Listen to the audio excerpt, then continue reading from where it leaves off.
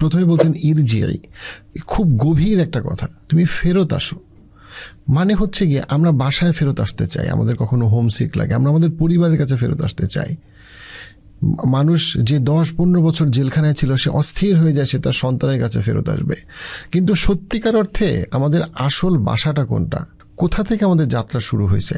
আমাদের প্রথম আমরা আল্লাহর সাথে ছিলাম, তারপরে আমরা আমাদের মা বাবা, পৃথিবী, বাসা, খেলনা, স্কুল, সব বন্ধু, পরিবার, সব কিছু। আবার আমরা আল্লাহর কাছেই ফেরত যাব।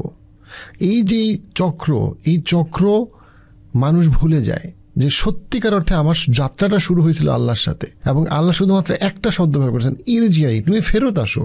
কোথায়?